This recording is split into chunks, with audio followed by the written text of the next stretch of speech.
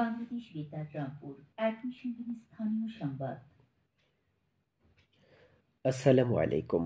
বাংলাদেশ বেতার রংপুর স্থানীয় খবরে আমন্ত্রণ জানাচ্ছি ইউসুফ খন্দকার।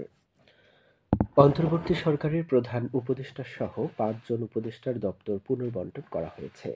প্রধান উপদেষ্টা ডক্টর মোহাম্মদ ইউনূস, সালেহ উদ্দিন আহমেদ, হাসান আরিফ, অবসরপ্রাপ্ত brigadier general doctor M Sakhawat Hossain এবং শারমিন এস মুর্শিদদের দপ্তর পুনর্বণ্টন করা হয়েছে।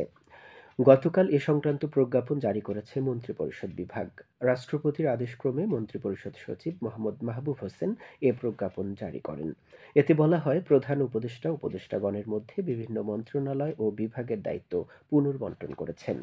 এতে প্রধান উপদেষ্টার অধীনে দায়িত্বে থাকবে ৬টি মন্ত্রণালয় ও বিভাগ। এসব হচ্ছে মন্ত্রিপরিষদ বিভাগ, প্রতিরক্ষা মন্ত্রণালয়, সশস্ত্র বাহিনী বিভাগ, খাদ্য মন্ত্রণালয়, জনপ্রশাসন মন্ত্রণালয় এবং বেসামরিক বিমান পরিবহন ও পর্যটন মন্ত্রণালয়।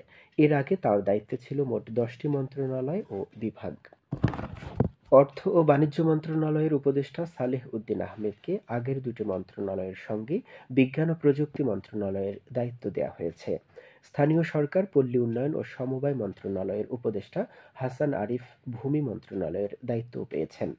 বস্ত্র ও পাট উপদেষ্টা অবসরপ্রাপ্ত brigadier general doctor M Sakhawat হোসেনকে নতুন করে নৌ পরিবহন মন্ত্রণালয়ের দায়িত্ব দেওয়া হয়েছে। এছাড়া উপদেষ্টা শারমিন এস মুর্শিদকে সমাজ কল্যাণ মন্ত্রণালয় ছাড়াও নতুন করে মহিলা ও শিশু বিষয়ক মন্ত্রণালয়ের দায়িত্ব দেওয়া হয়েছে। সরকার গত ১৫ বছরে বেসামরিক নাগরিকদের দেয়া সকল ধরনের আগ্নেয়াস্ত্রের লাইসেন্স স্থগিত করেছে। একই সঙ্গে আগামী ৩রা সেপ্টেম্বরের মধ্যে গোলাবারুদ সহ ওইসব আগ্নেয়াস্ত্র সংশ্লিষ্ট থানায় জমা দেওয়ার নির্দেশ দেওয়া হয়েছে। দেশের সংশ্লিষ্ট সকল জেলা ম্যাজিস্ট্রেটগণ স্বাক্ষরিত এক গণবিজ্ঞপ্তিতে এ তথ্য জানানো হয়েছে। গণবিজ্ঞপ্তিতে বলা হয়, স্বরাষ্ট্র মন্ত্রণালয়ের জননিরাপত্তা বিভাগের জারিকৃত প্রজ্ঞাপনে ৬ জানুয়ারি ২০০৯ থেকে ৫ আগস্ট ২০২৪ তারিখ পর্যন্ত বেসামরিক নাগরিকদের মধ্যে প্রদানকৃত আগ্নেয়াস্ত্রের লাইসেন্স স্থগিত করা হয়েছে। এসব লাইসেন্সধারীকে আগামী ৩রা সেপ্টেম্বরের মধ্যে আগ্নেয়াস্ত্র ও গোলাবারুদ সহ সংশ্লিষ্ট থানায় জমা দেওয়ার জন্য অনুরোধ করা হয়েছে।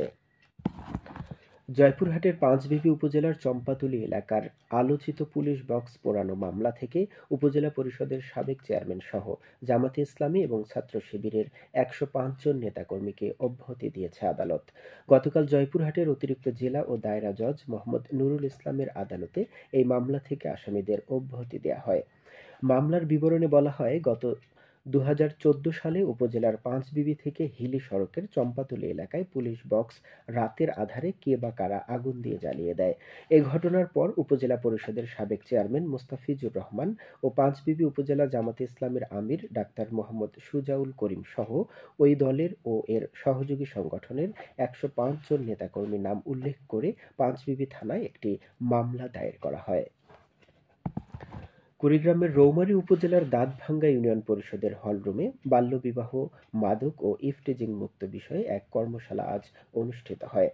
স্থানীয় ইউনিয়ন পরিষদ chairman S M Rezaul Karim এতে সভাপতিত্ব করেন। কর্মশালায় এই ইউনিয়নকে বাল্যবিবাহ, মাদক ও ইফটিজিং মুক্ত হিসেবে গড়ে তোলা ও আইন শৃঙ্খলা পরিস্থিতি স্বাভাবিক রাখার ব্যাপারে গুরুত্ব আরোপ করা হয়।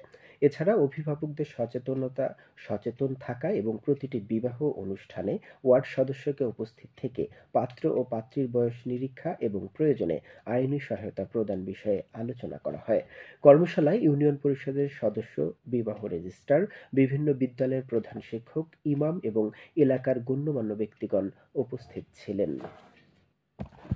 লালমনিরহাটের কালীগঞ্জে প্রশিক্ষণপ্রাপ্ত ২১ জন অসহায় ও বেকার দরিদ্র নারীর মাঝে বিনামূল্যে সেলাই মেশিন ও সনদ বিতরণ করা হয়েছে। বাংলাদেশ এনজিও ফাউন্ডেশনের ৩ মাস প্রশিক্ষণ শেষে গতকাল সমাপনী অনুষ্ঠানের আয়োজন করা হয়।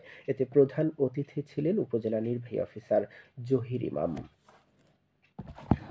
খেলার খবর ফুটবল। কুড়িগ্রামের রৌমারী উপজেলার বাইটকামারী হাইস্কুল মাঠে অনুষ্ঠানরত শহীদ মুক্তিযোদ্ধা আব্দুল মজিদ ফুটবল টুর্নামেন্টের ফাইনাল খেলা আজ বিকেলে অনুষ্ঠিত হবে। এতে খেরুয়ারচর ফুটবল একাদশ ও বাইটকামারী ফুটবল একাদশ পরস্পরের মোকাবেলা করবে। সবশেষে আবহাওয়া। আজ সন্ধে ৬টা পর্যন্ত পূর্বাভাসে বলা হয়েছে ঢাকা, ফরিদপুর, বরিশাল, পটুয়াখালী, নোয়াখালী, কুমিল্লা, চট্টগ্রাম, কক্সবাজার ও সিলেট অঞ্চলের উপর দিয়ে দক্ষিণ-দক্ষিণ-পূর্ব দিক থেকে অস্থায়ীভাবে ঘন্টায় ৪৫ থেকে ৬০ কিলোমিটার বেগে দমকা থেকে ঝোড়ো হাওয়া বয়ে যেতে পারে। সেই সাথে বৃষ্টি অথবা বজ্রসহ বৃষ্টিপাতের সম্ভাবনা রয়েছে। এসব এলাকার নদীবন্দরসমূহকে ১ নম্বর সতর্কতা সংকেত দেখাতে বলা হয়েছে। খবর শেষ হলো। আমাদের পরবর্তী স্থানীয় খবর প্রচারিত হবে বেলা ২টা ৫ মিনিটে।